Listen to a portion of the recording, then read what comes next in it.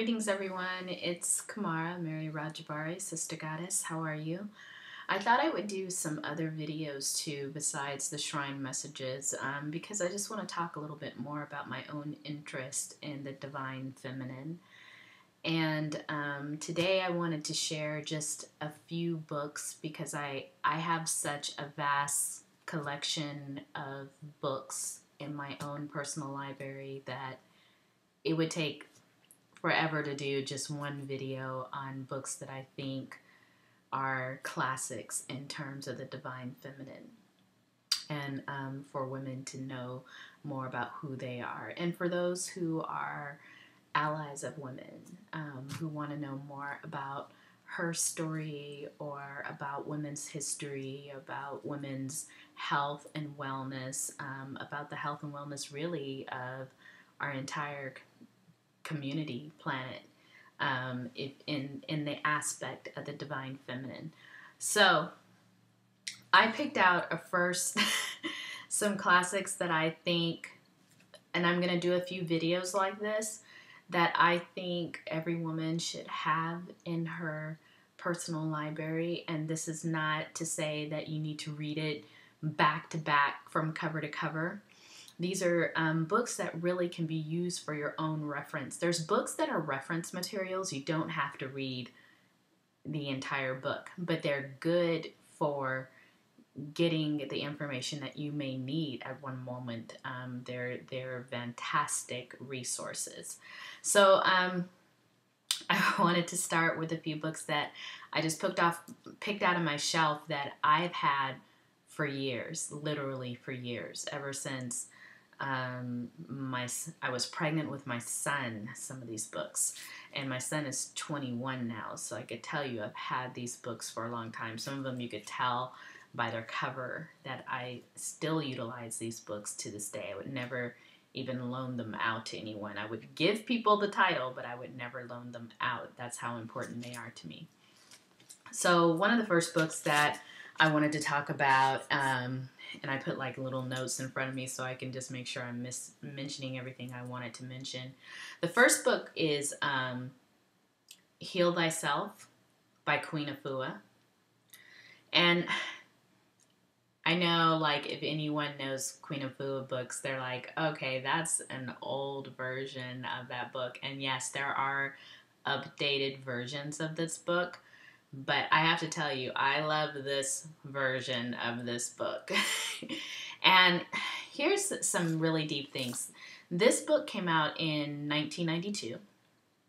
And I probably had it that long. I remember I brought it new. And you can obviously tell it's been well used. What I like about this book is it's from a very experienced herbalist healer, which is Queen Afua. If you don't know who she is, please Google her. She's definitely on Facebook. Queen Afua is, I would say, a veteran healer of the whole healing naturally community, especially in the African American community. And she was one of the first few people, I think the first person I read anywhere who had mentioned anything about living off of living foods, raw living foods. I mean, this is how deep Queen Afua has been, like, back in the day. So this book, what I like about it is it talks about why it's important to heal yourself. And in healing yourself, you're healing your community, you're healing your family. And she talks about real simple, down-to-earth ways in which you can begin to detox your body, do nutritional fasting. I mean, everything that I've learned about fasting, practically everything, because there's only a few things that I might add to my fasting, but for the most part, I've gotten that structure from this book, from Queen Afua's book. So in here, she gives you recipes. She talks about fasting. She talks about how to set up your kitchen at home to make it more of a holistic kitchen for healing, as a place where you do your healing. She also talks about hydrotherapy. She was one of the first few people, and probably still really the only proponent of, when you're fasting, you need to do like hydrotherapy, like enemas every day. If you're serious about fasting, she's talking about ways you can do this that keep you healthy, that isn't just like, just someone who wants to sell you something, because nothing in this book is like that. Rarely, I mean, she did have products even back then, but the book was not focused on her products or you coming to have to take some class. It was like all the information really quite literally was in here. And later on, she went on to have healing circles.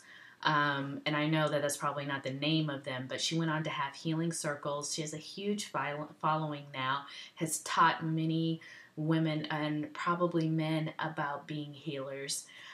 So great book. I really recommend it. And if you can find this version, find it. If you can find the updated version, I'm sure there's great updated version information in that version as well. Queen Afua, Heal Thyself. Okay, next book I want to talk about. I had this book ever since I was pregnant with my son. And when I became pregnant with my son, it was just one of those things where I was very super interested in having a healthy baby, a healthy pregnancy. And I did my research during that time. And this book, Hygieia, by Jeannine Parvati, I think that I'm pronouncing her name right. I'm not sure. Some of these books, just check to see if you could still find them. I'm sure like you could probably find used versions on Amazon. Sorry if you can't find this, because I'm not sure if I've seen updated versions of this book. This book came out in, let me tell you really quick because I didn't write that down in my notes, 1978. Okay, so this book came out in 1978. I'm not sure if this is a 1978 version of the book. It might be a little bit later. What I love about this book, first of all, it's one of the first few books that interweaves herbalism from its ancient use, the ancient use of herbs, all the way to the modern use of herbs. So it really combines that wisdom together, intersects that wisdom, and it's so beautiful. And she covers so many topics on herbalism. It's a beautiful book, and the way that it's written is like she's talking to you. It's very, how do you say, down home and very down to earth. She covers things such as birth control, natural birth control using herbs, anywhere from menstruation to, holistic ways of caring for yourself with herbs. Also childbirth, herbs that you would use during your childbirth in years. Herbs you can even use for nutritional healing, for self-healing, for psychotropic, psychoactive, I think she calls it psychoactive herbs that you use to put you in a different state of consciousness. She also covers herbs that have been traditionally used for abortions in here. So, and all I say with that is that using herbs for those purposes, you definitely should seek out someone who's very experienced in herbs. Don't try to just read a book, even this book, and do something like that for yourself. Because there's wisdom that also goes along with acts like that. So if you need that type of assistance, you need to seek out a woman who's well versed in herbal medicine. Other than that, she does talk about aphrodisiacs. She talks about remedies, how to make remedies. And there's also like interwoven throughout the book are a lot of women's personal stories using herbs. And it's a very beautiful book, very beautiful. But it's also from a very woman-centered perspective. Everything that a woman touches on in her life is in this book. So that's why you're not going to just see it skip over things such as abortion. You're not going to see that because it touches on every aspect of a woman's life. It is a woman-centered book, and it's so beautiful, so powerful. Definitely something that I've kept in my library to go back as a resource back and forth. So Hygieia, women's herbal. And there's some other women's herbal books for sure that I'm not going to mention in this video, but in future videos I will. The next book, I absolutely love this book. It's the Woman's Encyclopedia of Myths and Secrets. And then you see my little post-its. I wrote myself notes because I wanted to share with you guys. Just this book is phenomenal, first of all. I have to tell you that it probably took so much research and time to put this together. It's by Barbara Walker, who did the research for this book, The Women's Encyclopedia of Myths and Secrets. This came out in about 1983. So this book, as you could tell, is huge. It's thick. And the way that it goes is it really is like an encyclopedia. Like you just have the topics at the top, you know, how an encyclopedia is formed. You know, one topic, you know, and then their next topic is it's listed on the page. One topic that I just wanted to touch on that they talk about in here, and some topics have pages, terms that you would not think are readily linked to the divine feminine, but they are, and it gives you history of those terms and those words. One thing that I read the other day, because sometimes I just randomly flip through this, I just want some additional information. Hair. So she goes to talk about how hair has always been, and I'll say this quote, hair has been used, often viewed as a repository of at least part of the soul, which is why she goes on to explain that people use hair in spells. People have used hair, you know, for magic of their own. Even certain goddesses, such as Kali, there's stories of goddesses braiding their hair or unbraiding their hair to influence the weather. I mean, she talks about all different kinds of examples of how hair has been thought of as a source of power and how it's been used that way. So that's just even one example. I mean, there's all kinds of stuff. She has very interesting writings and research in here on Jesus.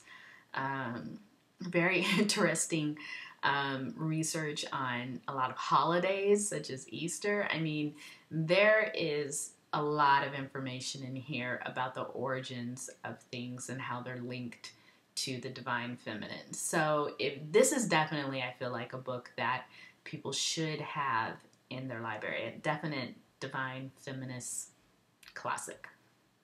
Right here. The Encyclopedia of Myths and Secrets. It's probably even been updated from this version. Okay.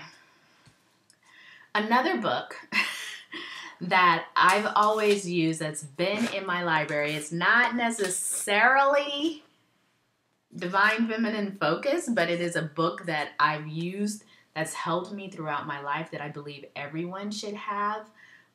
Either they should read it, it's a small, thin book, but do not be mistaken. Just because it's small, just because it's thin, does not mean that the information is no less critical than a book I just showed you.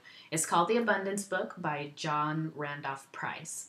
And really, when you think of prosperity and abundance, a lot of that has to do with the divine feminine, because that is an aspect of the mother, being generous, being full of life, being so full and prosperous. That is, you know, part of the divine feminine.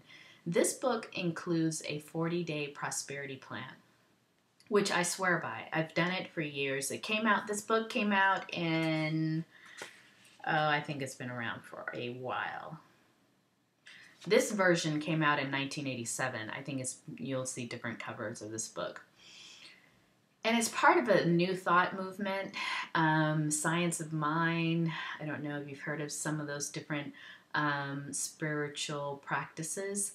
And it's basically using the power of your mind, turning your thoughts inwardly into thoughts that are prosperous and matching them up with your everyday actions, your everyday thought patterns, and how that can create abundance for you simply by being in an abundant state of mind and practicing that state of mind for 40 days and realizing after 40 days your consciousness just purely accepts that this is the way I am. And I credit this book and other teachings from that whole New Thought community for helping me understand my own personal abundance. They're very powerful teachings.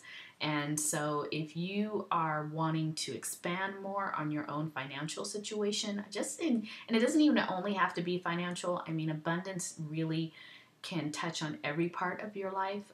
Having an abundance of friends, having an abundance of good relationships.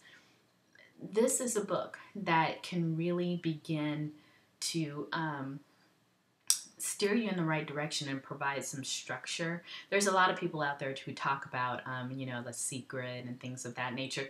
This guy's one of the originals, and the principles are so simple, but in that 40-day prosperity plan, if you do it the way he says it, 40 days straight, not taking a break, you're going to see things manifest. I saw wonderful, powerful things manifest in my own life. I mean, things when I wasn't even serious trying it, I was just like winning stuff randomly. It was crazy. So definitely I recommend this book, not only for every woman, for every person who is interested in cultivating abundance in their life. John Randolph Price. Okay, the last book I want to talk about, because this video is going to be super long if I cover any more books. And this book, I think, is a classic.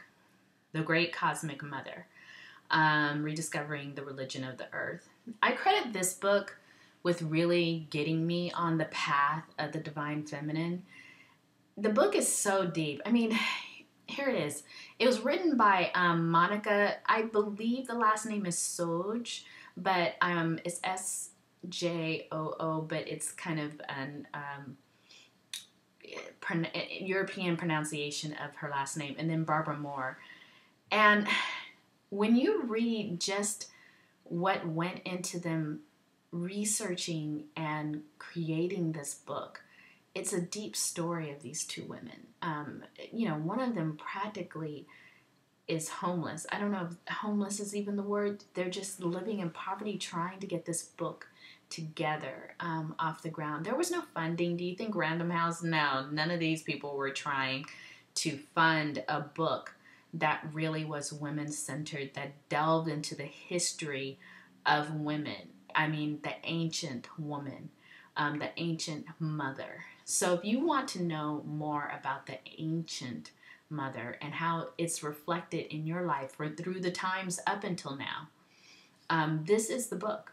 And they talk about the story of the Great Mother. I mean, my understanding of the ancient mother really came from this book, and how women were once considered goddesses, and not in a very superficial way at all. It was our whole power of menstruation, our whole power of being able to give birth, bleeding without dying. That is, for many cultures, that was something that was considered so powerful.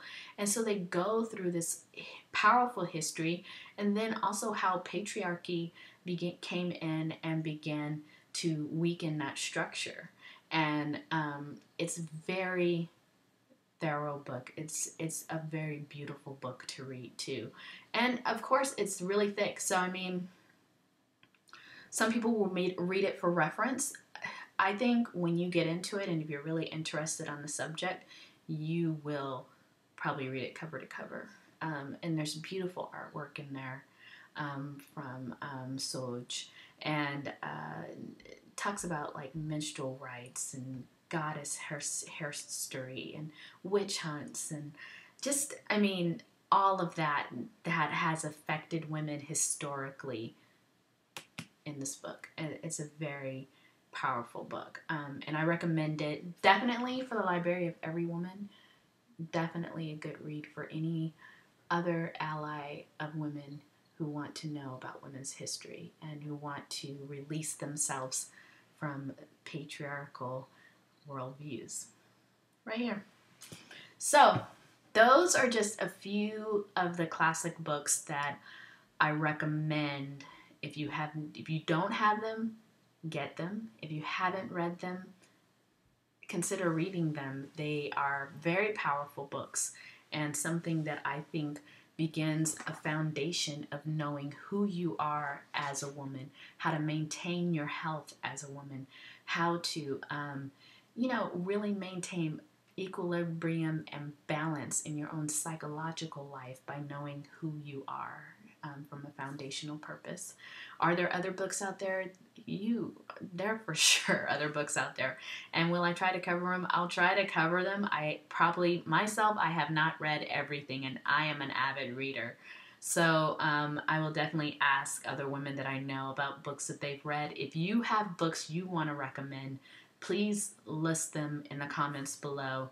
And I'm sure that we can touch on some of those. I'm going to ask some of my fellow teachers that I know what books are on their reading lists. But in the meantime, thank you for watching these videos. Thank you for your encouragement with me doing these videos. I really appreciate it. I've been doing monthly shrine messages, and now I'm moving on to doing some more videos about the divine feminine, just sharing what I know, and hopefully having some guests to share their knowledge as well. So thank you again.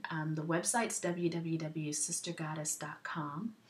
I will begin to start putting some blog posts on that website. But in the meantime, if you want to go and listen to some archives of the Raise the Red Tent event, all the recordings are on that website. So please help yourself. Have a beautiful and empowered day. Take care. Peace.